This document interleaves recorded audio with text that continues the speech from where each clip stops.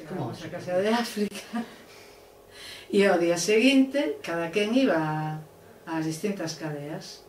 Si tiñamos carro, pois íbamos de carro, se non de metro ou de autocarro, ou cada quen se buscaba a vida para ir a Ávila, porque Ávila, ainda que queda lonxe de Madrid, te parecía, desde aquí, te parecía un paso, ou Carabanchel, ou Cuenca mesmo. É que se non chega a estar daquela forma do Xuga en Madrid, non sei como nos buscaríamos a vida, aparte do diñeiro, o sea, económicamente nos suporía moitísimo.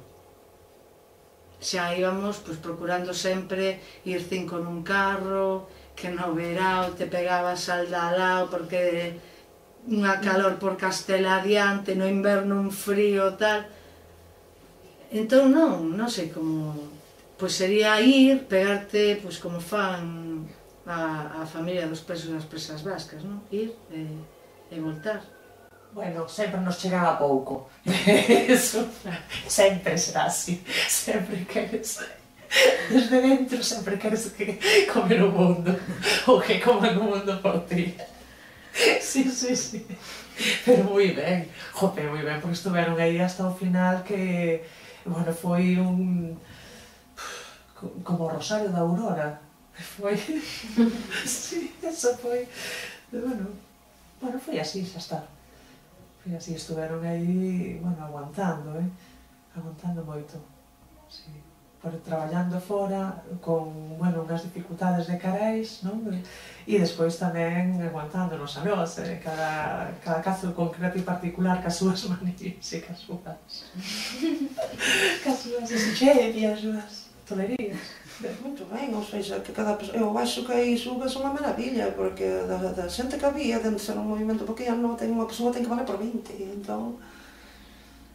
Non sei agora as cifras exactas, mas poñe que... Non sei, por parte un exemplo, se há unha dúcia de persoas aquí, esas dúcia de persoas, cada unha ten que multiplicarse por varias, porque a verdade é que non somos moitas presas e iso, mas é moita baja pesada, non? O de estar a atender esas vidas aí dentro.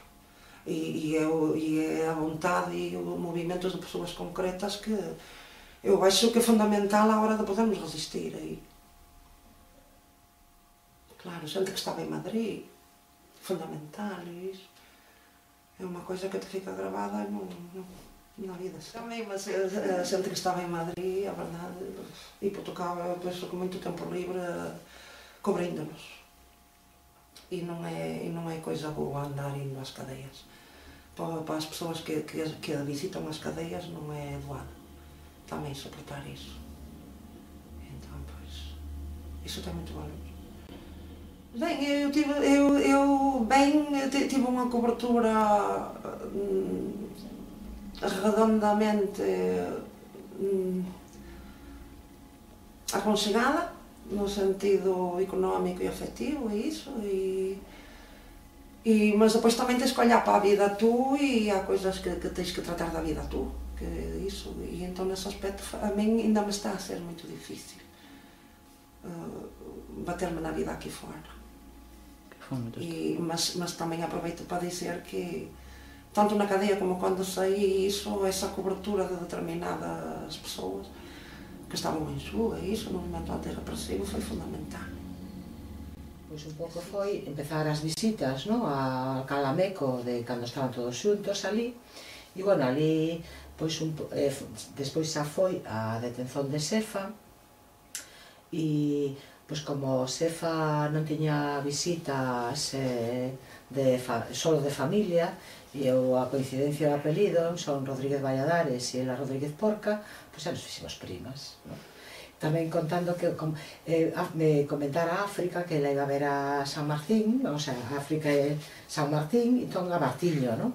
E entón por aí, pois empecé a visitar a Sefa, a primeira visita fora, eu non coñecía a Sefa, nada máis que, xa de oídas, da detención, un pouco de vela algunha vez polos sindicatos, en Compostela.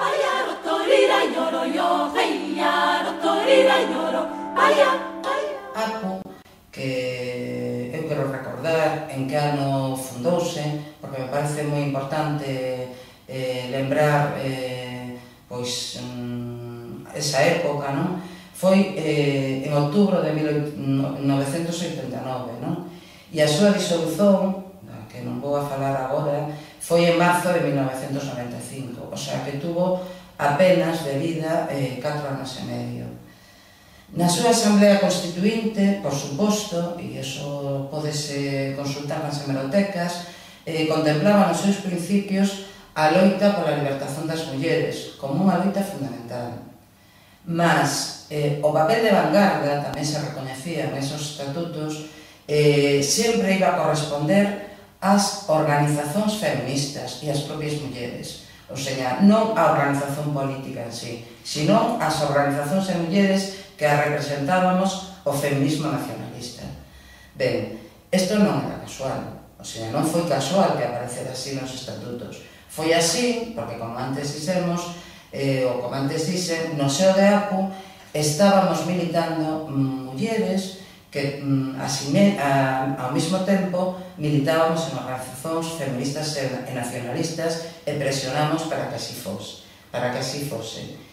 Moitas delas, moitas que nese momento estamos, seguimos a formar parte do movimento nacionalista do movimento, feminista neste momento. E naquela época, pues, o referente era APU e as Xugas, non?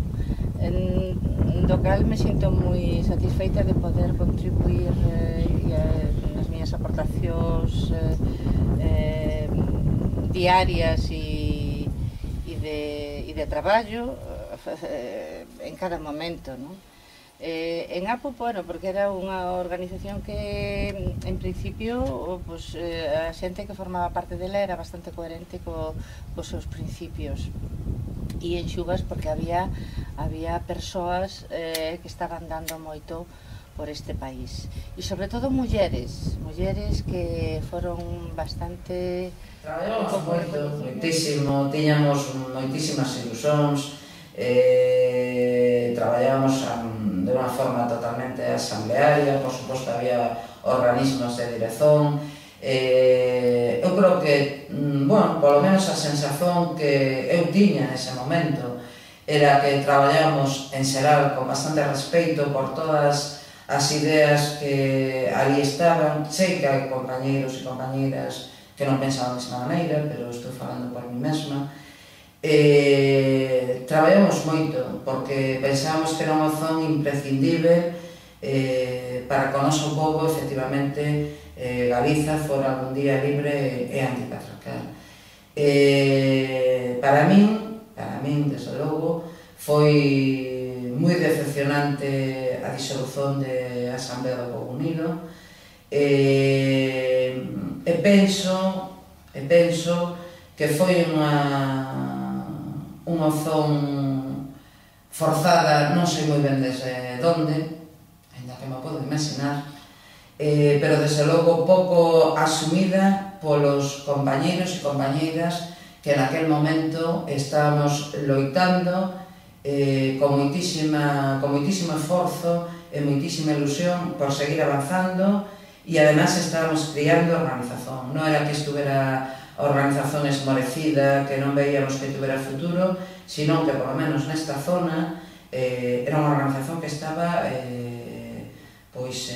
francamente, moi ben de saúde. Atopámonos con, polo menos, atopeime con unha disolución imposta, e iso fíxome reflexionar moito sobre as organizacións políticas. E sei da disolución de APU, mas eu é como que eu na cadea até pouco antes, até quase praticamente a sair, porque logo deu o que se deu. Mas eu xa levaba bastantes anos na cadeia e eu sempre, a miña ideia sempre era que ainda estaba a começar. Porque non sabía quando iba a acabar, na verdade, non sabía quando ia acabar a historia, depois do que se deu, certas historias. Mas é aquilo de que... E entón tamén hai que ver iso, tu te ves ali dentro con unha porrada de anos por diante e ves como se desestrutura certos frentes políticos que andan ao teu redor. Sabes? Que non, xa non é que haxa unha coisa pequena, mas que está estabilizada, senón que ves que o que há, que quebra. sabes? E entón tamén...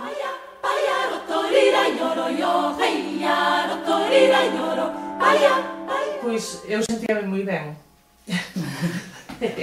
De verdade, bueno, si é así. Sentíame moi ben, porque aparte como estaba todo por facer, e tiñas que facer de todo, había que facer de todo, e éramos tan pouquiña xente, que, si, bueno, seguías sobre todo as normas clandestinas, non? Ou a compartimentación e todo eso, pero tiñas que facer de todo. Entonces non era o tema de a ti porque eres muller, pois vas a facer este tipo de tarefas que son de máis ou menos prestixio, senón que, bueno, pois facías ti ou facías outra persona, quen podía? Quen podía? Entonces non había, non notei. Quizás, por exemplo, no que é o traballo ou a práctica política, non notei iso, pero era, bueno, polas necesidades tan perentorias que había, non? De que catro e un tambor, como quen di, que había que facer moitísimas cousas, que case moitas cousas. Claro, si notabas o machismo, si o notas nas relacións persoais, non? Cos compañeiros de organización armada, bueno, cas compañeras ou con todo o mundo que te rodea, eso nótalo. Pero bueno, tes que facer as cousas, entonces adiante. Doi moito, non? Que a muller teña un criterio propio e se decida a facer, bueno, pois o que cree que é necesario facer. Si, desde eso falamos moito na cadea, cas compañeras, cas outras compañeiras, non? Sobre todo de grapo e bueno, sempre chegamos á mesma conclusión. A muller cando se decide vai até ao final. O home non se sabe, moitas veces queda polo camiño. Sí. O tema, bueno, a ver, non sei se coñecedes a nova poesía galega e veñen recollidos os principios, que por suposto, non? É polo que hai que tirar, non? Unha sociedade non patriarcal, non? Ben, pero foi fruto do seu tempo. Entonces, tiña cousas machistas, os militantes homens tiñan cousas machistas de cara ás militantes mulleres. Sí, pero bueno, eu eso entendo e non me causa maior problema, non? De que o solucionalo na sociedade, non? Solucionalo na sociedade e, lóxicamente, tense que solucionar en calquer tipo de organización.